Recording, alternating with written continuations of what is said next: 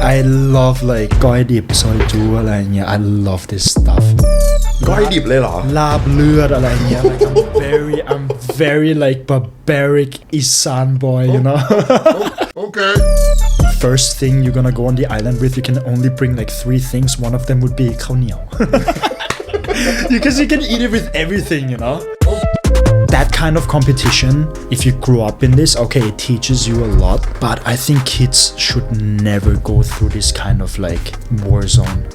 I was very angry. I was running around always pissed and angry, and every time when they coach, you know, like I would lose it at practices. I would start throwing things and yelling at everyone because I didn't see myself on the B team. You need to trust everyone, but you can't. This is what I think about love. I think there's 3 people you're gonna meet in life. The first one you're gonna meet at a very young age. This person is somebody you click with, and I'm very sure you had that person. I'm thinking about one now. Yeah. This is where you go the first time through betrayal, a lot of like mistrust, you know, like very negative breakup.The third person is the person who comes in who is able to just knock down that wall, you know? And normally the third person is the one you end up with. Are you a fortune teller? No, I think... SAISPEECH podcast with Joe Sholowit. Conversations to inspire. Select Fit ทูน่าสเต็กในน้ำแร่พลังงานต่ำโปรตีนสูงปรุงอาหารได้หลากหลายเมนูอร่อยและสุขภาพดีไปกับแบรนด์ทูน่าอันดับ 1ในประเทศไทย Select Tuna Freshness you can enjoy every day You wanna do it? Yes. I actually did it 2 days ago. Yeah. I want to do it again. Yeah. Ready? Yeah.That was not a good one, but I'll take it. The first time cannot be perfect, okay? I'm an hour away from Udon, so I've been like Udon. Oh, my dad is from Udon. Oh, really? Yeah, so I'm happy. You're half Konkan, half Udon. Yes. Okay. I'm just as happy as everyone else and as you. People would never guess that I'm from Udon. I mean...Yeah, I wouldn't know. And I'm really like ไม่ใช่ในเมืองอ่ะ I'm really like บ้านนอกอ่ะ ที่ไหนครับ It's 15 minutes away from นองหาน Oh, yeah. A very well-known sub-district though, right? Yeah, they have like a museum and stuff. I've been there as a kid, but as a kid it was so boring. And they have one museum and there's not a lot, okay? I'm just thinking of something. อำเภอหนองหาน Yes. จังหวัดอุดรธานีYes. So wow. I'm really like You're a local boy. I'm a local. I don't look local, but I'm very local. I'm very banok, and I'm very proud like for my little village, you know. Yeah. But I remember me growing up as a kid, there was nothing around. So if you wanna buy groceries, you have to go like not even Nong Han. The next big sea was like 40 minutes away. จริงเหรอ Yeah. So ต่างอำเภอit was always a big deal when me and my dad and my mom visited Udon. Yeah. And then when we would say like, oh, tomorrow we're buying groceries. So every family member would just join. So like we would drive with the truck and everybody was sitting in the back.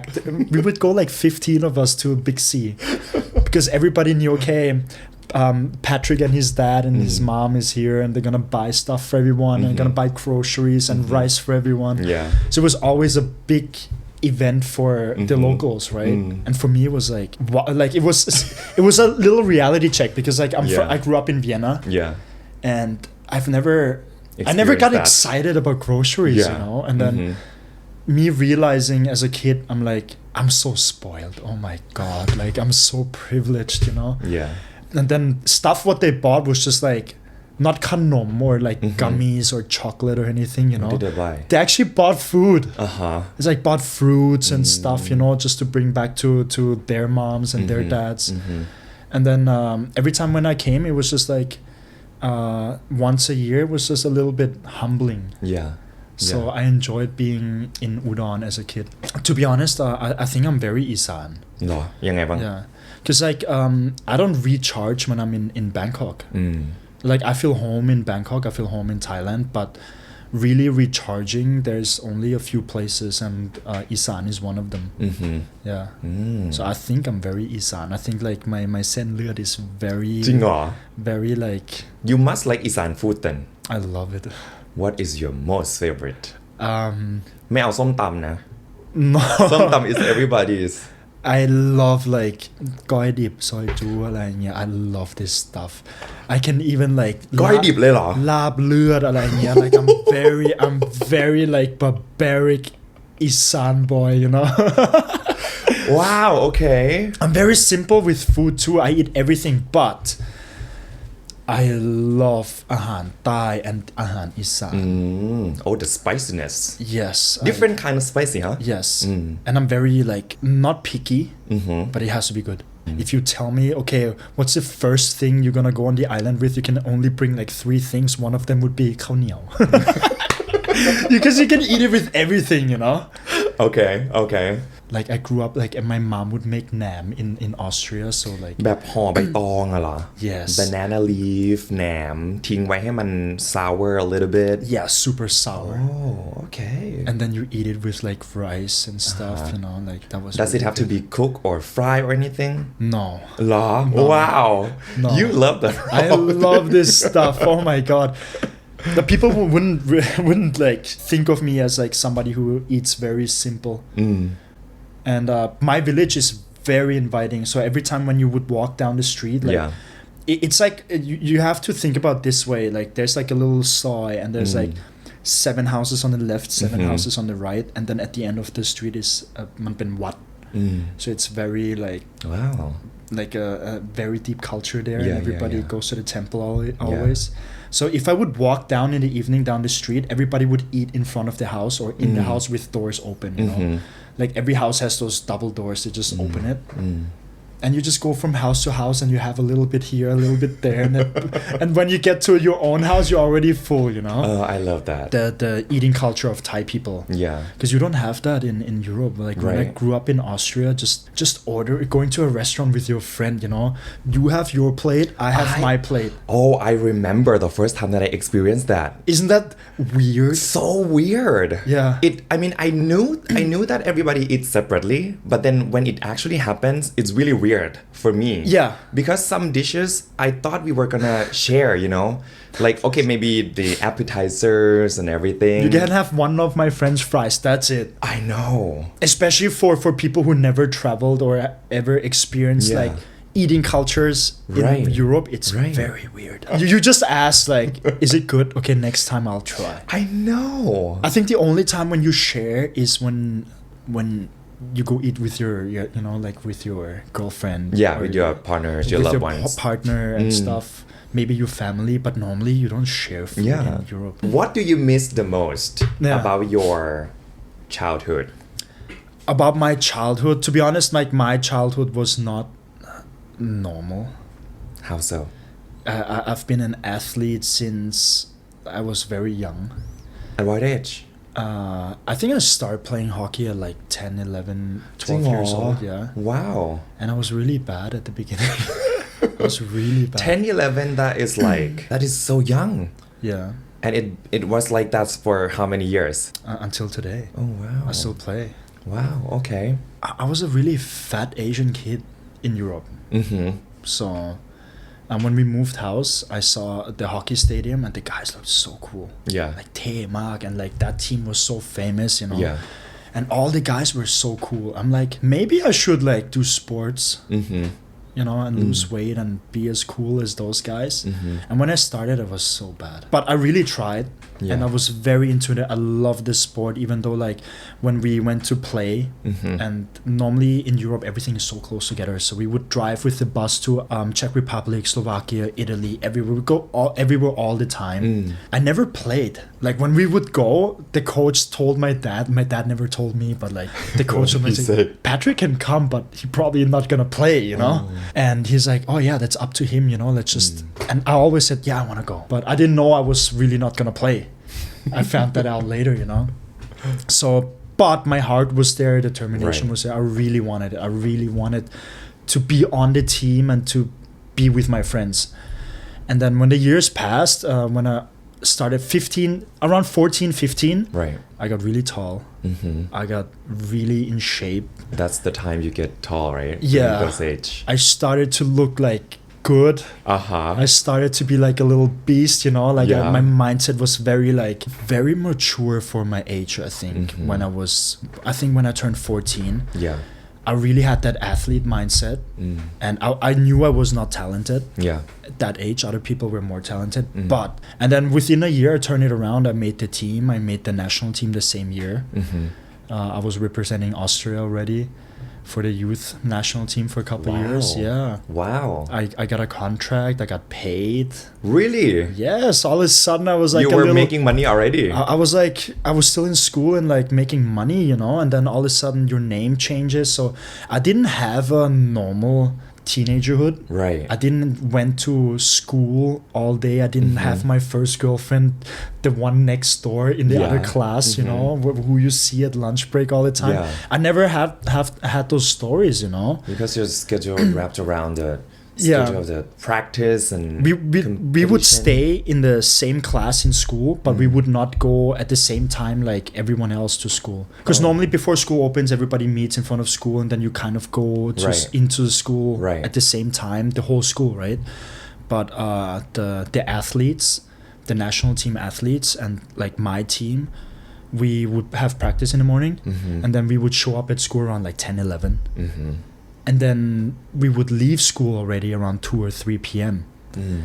And we had more homework, yes, but we didn't spend a lot of time in school. So we never had this, like, those experience everybody makes, you know. The high school experience. I never had this. So I was very socially awkward, I think. Love life was very different for us because, like, we would not go to school that much, but like we had the attention, you know, like it was very easy for us to. You have something that nobody else Yes. So we were very, what's the word for it? You know, like. You guys were kind of like popular kids in school, maybe? We had the respect because we were like, you know, the number one team in the country, the only team, like the number one team in the city. It sounds good, but on the other side, it was very, if I think back, I think kids shouldn't go through it. Like that kind of competition, if you grew up in this, okay, it teaches you a lot, but I think kids should never go through this kind of like war zone. Like it's literally a war zone where you need to trust everyone, but you can't. Even the teammates, like you're competing with your friends for the positions in the team, but at the same time you're working towards the same goal, you know. It's kind of like contradicting. You should trust everyone, but you can't really trust anyone. Wow. Like it's a vibe like this, like, and it, like, looking back to it, I realized that it was that way. But when I was young, it was just like us, you know, we loved each other. But just being sick for 2-3 days, somebody takes your spot already, you know, and then you have to wait for somebody else to screw up. It's not like, oh, because we're a pre-selected group of people, so they already chose like the top 20 of the whole city, you know, or even like they even bring people in from other countries. So we're pre-selected already, but like it's hard to make the team, but it's very easy to get dropped out. And you don't want to like wake up one morning, go to the locker room, and all your stuff is gone, and then somebody tells you, oh, you're in the other locker room now, which means you're on the B team. Wow. And like it happened to me, you know, but like I think as kids you shouldn't. I wish nobody to go through stuff like this. When that happened to you, what was in your head? What did you feel? What happened in your mind? First of all, like when this happened to me, I played a year in Canada. So there was a team in Canada, like a high school. They really wanted me to play for them and help them to get a championship. And I had a little deal with them, so I decided to go to Canada. And we did really good. So when I came back, so every year there's like a tryout, who's A, who's B, who's C team, who doesn't make a team at all. So me coming back with the team like begging me to come back, you know, like Patrick, because I wanted to stay in Canada because I actually really liked the hockey culture there. Yeah. And when I came back, it was like I had an ego. I have to admit, because I did really good in Canada, right? And the high school there, if you're a hockey player, is insane. Like what I told you before, how it was in Austria. If you go to high school, it's actually like in the movies. Yeah. You have your like, you know, your locker and like you can like throw in letters and stuff, you know. So the first 2 months, nobody knew I was just an exchange student in school, right? But as soon as we had the first game in Canada, your locker was filled with love letters and oh my god, I was really? like, this is like a movie. Wow. And in Europe you stay in one classroom, right? In Canada you move from classroom, you go to the teachers, whatever class you have. So every hour everybody meets each other in the hallway. Yeah. After my first game, after being a month or more like in school, just walking through halls. But after the first game, it was like everybody would say like, "Hey Patrick, amazing game yesterday. Good oh job. My god, that was I saw so nice." you were good, right? And I was walking through the freaking locker hallway, and then it pushed my ego. Yeah, everybody was looking at you, were talking to you. Yes, you go to this city. And everybody knew the high school team. You go to a place, I'm like, it's okay, it's on me. You know, I'm like, I'm a freaking celebrity there. What's happening? How old were you was that? I was like 16 and it was very like... Okay, like you felt like you were on top of the world already. Oh my God. And I have lost my way a little bit because I got a little lazy and the girls got interested. You know, in that age, you're like, you know... You had cheerleaders, and then it was very like, it's exactly like in a movie. So after this experience, being like the hero of a community, right? Going back to Europe, where it's like not as many fans, but you have a high status. And I came back after they asked me to come back, and then I got just started on the B team, and it was. And even my friends and like my old teammates, you know, who I just met again after like a year and a half, they were like, what? And I went through like anger and sadness. And I mean, I was 16, my ego was high. I just experienced like me being on top of the world. And then I just come back and I was like, no, you're on the B team. And I really think that the coach knew that I was on a high horse. And then he just humbled me. But I couldn't deal with it. I was very angry. Wow. I was running around always pissed and angry and every time when the coach, you know, like I would lose it at practices. I would start throwing things and yelling at everyone because I didn't see myself on the B team. After 6 months, after I calmed down a little bit, the coach finally said like, okay, I think you're ready to go back to A, you know, because I got more calm. I became the leader who I supposed to be, and he's like, yeah, I needed that Patrick, you know, I didn't need that superstar. I needed somebody who's humble and like who's the leader, you know. And this changed me. Like he basically put me through suffering and I had to deal with it myself, and he didn't give me any love. And then looking back, I think I deserve to be on the B team. Why is that? Because I had an ego. You never got a chance to like sit down and kind of because at some point like I never appreciated it, but like now I appreciate it because now I understand what he was doing. So you think what he did was the right thing for you? And I think maybe if it was not him, maybe I would be like a egoistic superstar who would play in a big league and like just be a little asshole, you know. Can I swear? Yes. Okay. Well, since we are talking about him, he's on the phone right now with us. I'm kidding. No, there's no way that you. When you were in Europe, were you seen as like a white boy or a logo or a halfie in Austria? What was that? The first time I experienced the term halfie or lukrung was when I moved to Thailand like 7 or 8 years ago. Not there? No, there I was. How so? Okay, let's just say it how it is. There, it was me growing up in a very racist place. Like, to be honest, like if like, there's no way to speak around it, you know. There's no nice way to put it. It was a very racist time to grow up in as an Asian kid. It is very, because Austria is very white. There was some people who still supported that, you know. Like no other race was welcomed. You were just not allowed to show it, but there were still people there who embraced it, you know. Yeah. And growing up in that time was, you know, as an Asian kid, I was lucky because I played hockey. Right. But like I had this one friend who's Chinese, and I didn't know there was like other Asian communities where they just hung out as Asians, you know. And if you have communities like this who don't interact with the actual locals, means there's something really, really wrong, you know. And so yes, it was very racist, and maybe some people don't even realize that it was racist, because like calling me names and stuff was very cool to do, a cool thing to do, you know.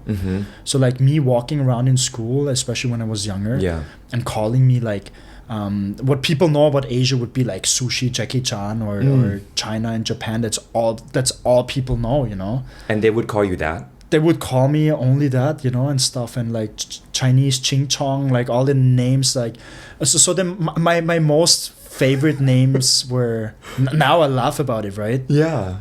My so most bad. It was Ching Chong, and then there's a German word for Schlitzauge. It means like you know, eyes like this. Small eyes. So Schlitz small means Asian like, guys. Schlitz means like, how do you say, like a little Narrow? Yeah, narrow space, right? แคบ แหลม So Schlitzauge, Auge means ตา So they would call me ตา Schlitz. ตีอย่างเงี้ยเหรอ Yeah, Schlitzauge, Ching Chong. And they would just call that to your face? Yeah. And it was like a very, I mean, not for me, but like it was a very cool thing to do, you know, when you see me, you know. Like there would be like somebody, hey, Ching Chong, and everybody was laughing, you know, and I would just laugh with them, because like I don't want to have trouble, you know. Yeah. And you didn't know what to do. You just laugh along. Didn't want to. You just laugh along. Upset and, anyone. Like, yeah. It was, to be honest, it was a time like this. Yeah, it is scary, and even your classmates, or like even comments from your own friends, you know, because it was such a normal thing to do in Europe, you know. People don't know anything about Asia, right? Right. In Europe. Right. Especially my time. So if the first sushi restaurant opened around the corner, so everybody called me Sushi, you know. Like, or the first time they had a dumpling, okay, the next week I was just like a dumpling, or whatever they, you know, when people start like eating Chinese food and stuff, you know, it's like pak choi, like then I was like, oh yeah, you're pak choi, man. I'm like, okay. Oh my goodness. It was very rough, you know, but like there was no like anti-racism. There was that time before like the whole movement with like anti-racism started. When it was before the time when it was cool to support anti-racism. Before that time, and this is like me speaking from first-hand experience, it was cool to be the bully. It was cool to like be racist. Like, and all the soccer players I went to school with were the most racist people I hung out with. Because like, and I can say it because like I was the, I don't want to call myself a victim, but the one that went through it. Yeah, so like I can call you out like what you did, like so like in school, like they were the soccer players and the soccer fans were the most racist community, and they're very hard like on especially Chinese or like or Turkish people, you know, because we have a lot of like a big Muslim influence in a very international influence, but like yeah, the honest truth is it was horrible. And then superstars got racist like comments from the fans, on the anti-fans. Yeah, and then they start promoting it. Oh, anti-racism, all the celebrities, all the stars, all the famous soccer players start doing it. Yeah. And all of a sudden it was cool to not be the bully, you know. And I was like, you guys, it was so cool to call me like whatever you learned about Asia, you know. Yeah. And all of a sudden it's so cool to support anti-racism, you know, and it made it not feel like home at all. Because like And if you speak to 90s kids who were Asian growing up in Europe, and I think everybody went to the same experience, either knowing or not knowing. What helped you to cope with the situation and to go through it and not become, เสียคน That's a good question. Did you have like a Oh my god, that's a tough question. How did I deal like with support that? from close friends? Oh no, there was no family? support because it's something you don't talk about. Really, you don't want to openly admit that you get bullied all the time. You know? I see. It wasn't like today, right? When you Yeah. get bullied, you talk about it. Yeah. Because people are more educated and more aware. But back then, so you just kind of kept it to yourself. I kept everything to myself, and I think playing hockey was a good outlet because I was very angry. I was a very angry teenager. Like I was the nice guy, the quiet guy who I didn't want to be in the spotlight at all. Like I don't want any attention because I felt like every time when the attention is on me, it gives people an opportunity to give comments, or just to look at me in a type of way. Right. So, but as a hockey player, I was really good. And I was angry, and and it's a sport where you're allowed to hurt other people, verbally and physically. I see. And this was my outlet. Like very honestly, like I was a 16-year-old kid who just body checked everyone. And I was fast and I was big, and Body check. That was my way of bullying the bullies back, Like to run and hit them. Yeah, you can run them. So basically what ice hockey is, you're on skates, you're standing on sharp knives. You can run faster than on your legs, and you can hit people like American football with higher speed, So it is actually like the perfect place as a little, what they called me, ching chong, to run around and give it back to everyone, That's how I saw it. Dumpling. Yeah. Wow. That's why you call it a war zone. Yeah, and you can call people names, when you play, and it's okay, So in school I was the that guy, and then when I played I was like this mean guy. Yeah. I was the guy you don't want to play against. And people notice that, and people aware. Yeah. And I was how not you afraid were of when you're on the pain. field. Yeah, I was not afraid of pain at all. And I think especially I guess someone like me, like going through all this stuff, having a lot of emotions. I'm already a very emotional guy. Yeah. And being used to pain, physical pain as well, and not being afraid of hurting other people. In sports, okay, I have to put that in there. In sports, I care about people, about people's well-being in sports. When it comes to competition, there is no friends anymore for 60 minutes. After we're friends again. Wow. And so a lot happened in 60 minutes, huh? Yeah. And I was a monster, like I wasn't in the gym and training. Even at practice, I would be very tough to my friends, especially when I was playing back in Europe. And I always had that mindset of like, I'm not like fighting demons. I'm not like going to the gym and working out and be better to be only better. I was like, I gotta prove myself. I gotta go through pain. And then it was like a point where I embraced pain, and like through the competition inside of the company, of the team, it was like, I remember I broke 2 fingers during the game, and I told the coach, I broke my finger. And he's like, so what, can you play or no? And I was like, if I don't play, I might lose my position, like my job, right? So I'm like, because anybody would take this spot anyway, right? Yeah, I just played with broken fingers. And you just kept going. I just kept going, and then and I went to the hospital after. They put on like a cast, and then after 2 days I cut it off and just keep playing. So I was like, I was that guy, like I would never give you my spot.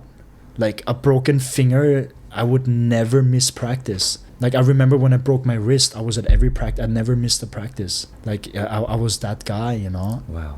Like determined like this with so much emotion. I was like, I think I was a ticking time bomb, you know. Like people so don't too. know if it's gonna be like an explosion of like rainbows and like good things, or if it's gonna like turn the whole place into like chaos, you know. Yeah. And but like my coaches did a good job of like controlling my emotions, you know. And when I got older, I learned how to control it. And then would you call that those traits or your strength, being the athlete? Absolutely. I think that when I tell people I broke my nose, I fixed it myself, and you know, people would be like, that's a lie. And I tell you, you had to be there to witness it. How do you fix your nose? It's like So I don't know what happened. I think I got hit from behind, so my nose went straight into the wall, right? yeah. And then I just like, I couldn't breathe through my nose, and it was hurting so bad, you know. So I just kept playing, and then I went. And you kept playing anyway. Yeah, so we went to the locker room, and I was like, dude, something's wrong with my nose. Can you check it? And he looks at it, he's like, your nose goes in two directions, man. Like, it goes like that. And I was like, I think I broke my nose. And he's like, yeah. Yes. I mean, obviously. You broke your nose. So when you play, you don't feel the pain, right? Your adrenaline is like rushing, Yeah. and you just. So I go In to the the game. bathroom, I see it myself, I'm like, okay, that's broken. And then I just went back to the locker room, I was like, you think if I just fix it myself, I can, you know? And it's like, you know, like a bunch of guys, a lot of testosterone, a lot of like adrenaline, nobody Sweat and thinks with a tears, clear like, mind. Being tired Yeah. and yeah. Nobody's a doctor, nobody's it's like, yeah, just fix it yourself. Nobody Yeah. suggests you to just like go to, you know, maybe the medical care in school and at a stadium. Yeah, no, nobody is like, you know, and I'm like, you know, just okay, it's just so I push it. I'm just like, it moves. I'm like, okay, so I can move it in place. So I moved it in place, you know, and then I played, and I never went to the doctor. And then after 2 weeks, I couldn't breathe through one side, and I was like, I think that's not good. Yeah. It doesn't hurt anymore, you know. It feels like it healed already, but I couldn't breathe through one side. I went to the doctor, and they told me, yeah, we have to break it again because like it's not healed properly. So if you want to breathe through your nose, you have to break it again. It heals, but it's like this. Yeah, So it looked good covers. from the outside, but like I'm not a doctor, so they broke it again. You and- are unbelievable. yeah, And I thank went. God you still got a very good looking nose. Thank you. So that's your strength. What about your soft spot, your weakness, something that would break you right away? Oh, getting tears. My God. I can only. Maybe a good question from. No, it's a question where I have to answer it like honestly, otherwise. Yeah. And people like I don't talk about this a lot, but I have a very hard shell. I can take bullying, I can take verbal abuse, I can physical pain, everything I can take it, you know. And the only thing what I don't know how to deal with pain wise on a pain level is the heartbreaks, man. The heartbreaks. I think I had like 2 really bad ones, you know, and the second time I thought I was ready, but like, it felt like the first time. Like I was like, what? Like I know when a finger breaks, you know, like physical pain. It Second hurts. time would not. The second time is like, oh, been there, done that, you know, Yeah. just like Yeah. put it back in, you know, Yeah. go to the doctor later. But emotional pain, especially like heartbreak, if you like really love somebody, that's one. I think that's my weak spot. And there's only, yeah. Has it been like completely healed? This is what I think about love. I think there's 3 people you're gonna meet in life, and I think you passed the second one. Okay, hear me out. The first one you're gonna meet at a very young age. This person is somebody you click with and everything, but when you grow older, your lives are just like going apart, Yeah. right? And I think everybody had that person. And I'm very sure you had that person. I'm thinking of one now. Yeah. The second love you meet is somebody you meet on later in life. And this is where you go the first time through betrayal, a lot of like mistrust, you know, like very negative breakup. And then you build up all these walls, and then you become this like, you know, like, oh, I don't want this is where I am right now, right? And the third person is the person who comes in, who is able to just knock down that wall, you know, just punch a hole through that wall, just peek through and like, hey, and you're like, how did you get through that wall, you know? This is the third person, and normally the third person is the one you end up with. Are you a fortune teller? No, I think that's the way of life, you know? Wow. Doesn't matter how many people you date. Let's say you date like, okay, some people would say like, I already had like 4 heartbreaks. Yeah, but like there's only 1, 2, and 3 who are very like, if you look back to your life, you know, 50 years ago from now with your future wife, there's only that first one, the second one, and the third one. Wow. All the ones in between don't count. Are you sure you didn't follow me on Instagram for the last 10 years? No, I do not. And I'm very sure, like, because I know your age since yesterday, and I know I only can imagine your lifestyle, and I think you passed your second one already. Wow, he's good. He's good. He's not only the athletes, but he can be a love coach. Maybe I should. Maybe you should. Wow. When I met you, when we first spoke, we had a lot of, not what has been said, but the way like you reacted or the way you present yourself sometimes. I was like, oh, this is somebody who already went through like a little betrayal.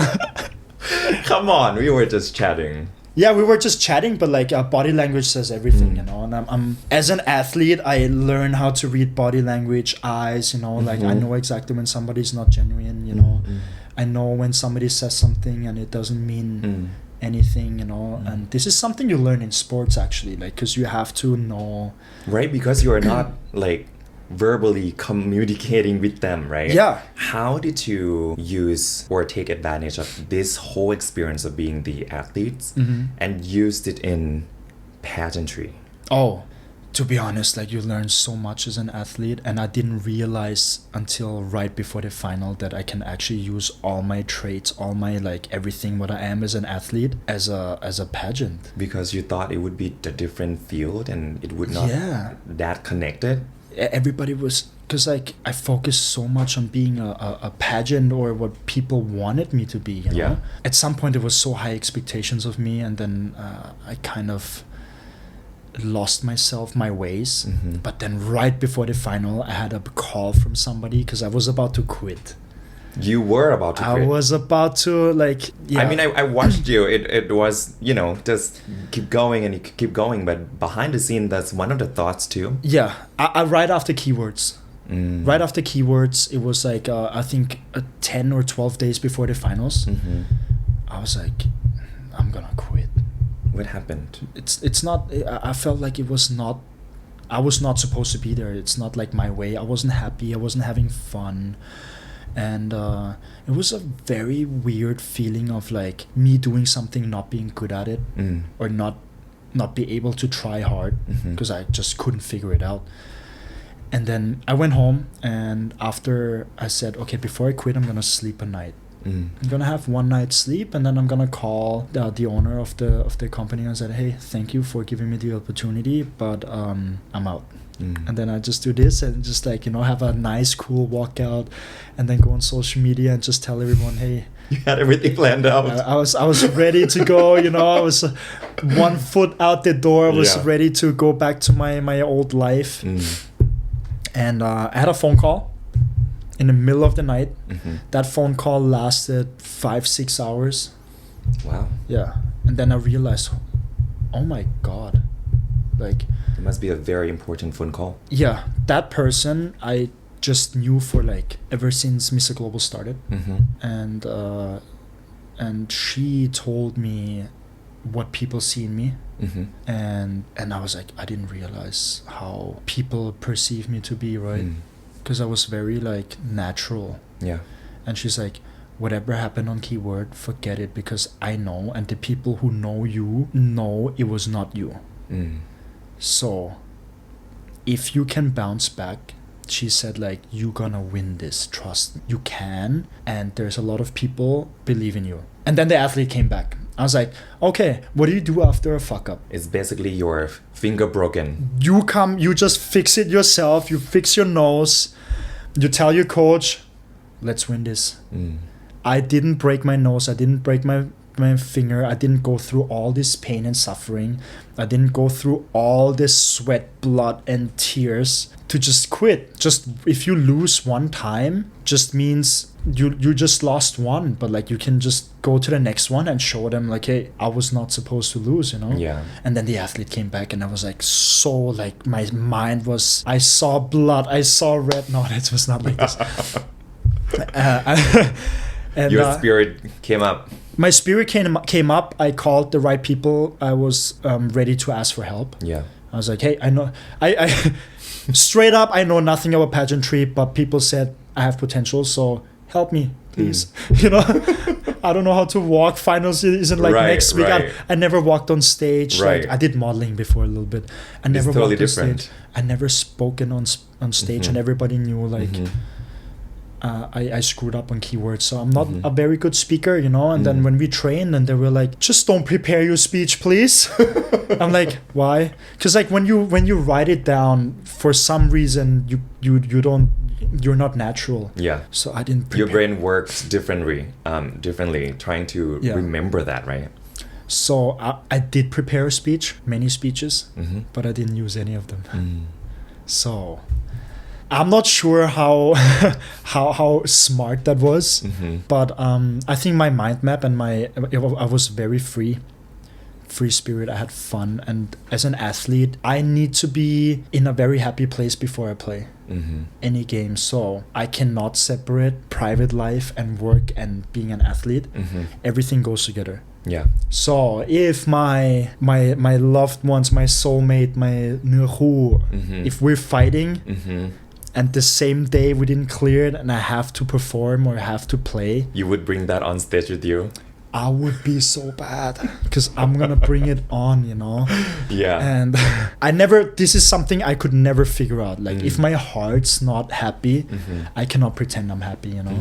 So yeah, I'm still looking for that person to makes me happy all the time and push me, you know. Yeah, that's true. I mean, if you can separate the problem in private life from professional life, that's amazing, right? Yeah. But if you can't, maybe you fix with the private life that would have the effect on your professional life, and when you can do that, I think it would affect very positively on everything else.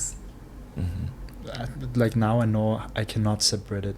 Can you separate it? I don't think I can, but when it comes down to the very time that I have to like go up on stage, host the event, you know, be a happy self and carry the whole thing, I think those deadlines or circumstances kind of force us to be able to. But when we think about that, when we want to plan to do it, I think it's hard to see through that we can do it. Yeah. But when you actually have to face it, I think at the end of the day, we have the ability to just push through. Just like what you did. That's very respectable. Yeah. Because like I can, to be honest. I can do it, but it's not going to be 100%. Yeah. I mean, at the end of the day, everybody carries their fear and, you know, their disappointments, failures and everything. So I think we are the same. I might look so confident doing stuff, right? But then you never know what someone has been through. Yeah, you never know. So we are in this together. If you're scared, everybody else is scared too. Yeah. That's one thing. Like you should always keep in mind, like even when you meet the nicest people, you don't know what they have been through, what they crashed into, how dark it was at some times and points in their lives, you know, how much pain and suffering they had to go through to be this person today, you know. And then I think I wouldn't be that nice if I wouldn't go through all this pain and suffering. Because like with how I grew up with, if I wouldn't have the pain and suffering in sports, maybe I would be a very different guy. Yeah. And if you didn't go through what your coach put you through during those time, you might not have been you in this version today. He humbled me, but it could have been very, like, if I think back to it, you know, like he put me in the worst time of my life, you know. I would never expect that. I see you being this, you know, happy guy, good looking guy, being kind to others. And when I found out about your stories, I mean, it's really inspiring. And I do think that we are really related because we must have been through something in life, right? To make you this person today. And I'm very happy to share this actually, because people think of me as like, oh, he's a national team athlete. He's good looking, especially in Thailand. All of a sudden I was good looking. Like I never considered myself as good looking, you know, in Europe. Came to Thailand, I'm good looking. All of a sudden. And I'm this ลูกครึ่ง ไม่เคยคิดว่าตัวเองหล่อเลย No, I was just an athlete, you know. Athletes were all good looking. Just because you work in this sport and you're on the team, you're already good looking, you know. But in Thailand, it was like all of a sudden you ลูกครึ่ง you have a different status already. Like there's something about when somebody's ลูกครึ่ง in Thailand when I came. It's like, okay, people treat you different. It's already like, wow, he's ลูกครึ่ง and he หน้าตาดี then he's เป็นทีมชาติด้วย and then he's half Thai as well, you know. ไม่ใช่แบบลูกครึ่งอย่างเดียว and he's still single. He speaks Thai, he's single, he's tall, and then now he's like Mr. Global Thailand. And what can stop him? He's like that perfect guy, his life is perfect. I'm like, no, that's only what you see, you know, like take a chair and sit down. take a chair, ask me to do a podcast, and just ask me the right question, because like I love speaking in front of a camera about my weaknesses and my feelings. I do not speak about my feelings at all, like openly, but like I think this situation is very nice. I really do appreciate you sharing with me and coming here. I don't share it to a lot of people. Like I'm not like a guy who's like, hey, you want to know something about me? And I'm like, I went through all this, and you know, normally people don't ask me, and I don't say it, so people don't know.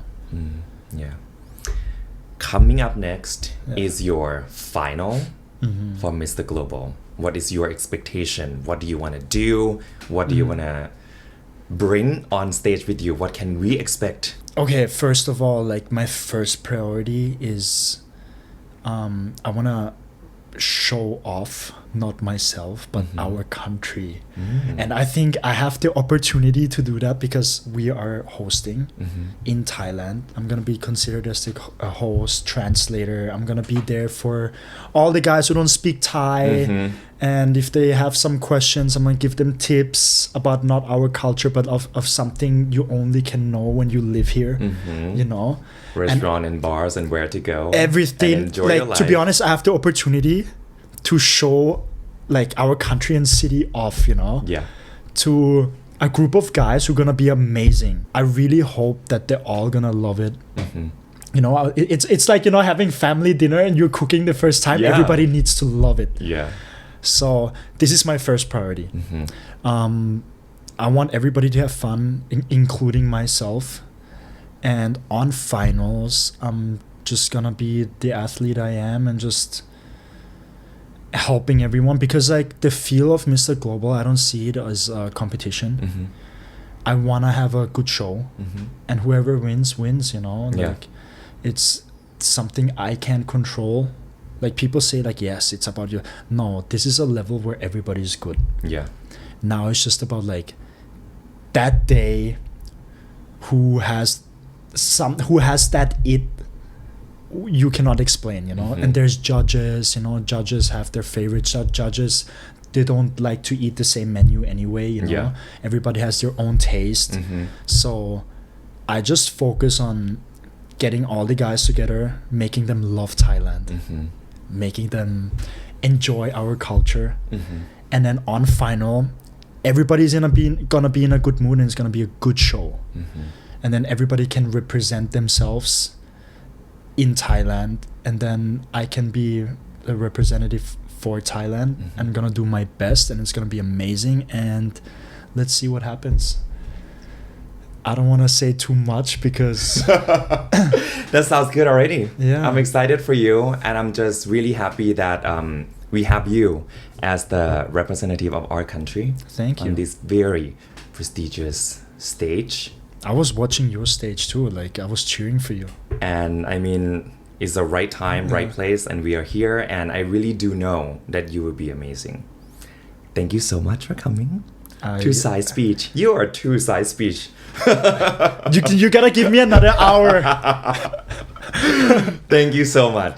So you kicking me out already? Is the time already? This is what everybody said.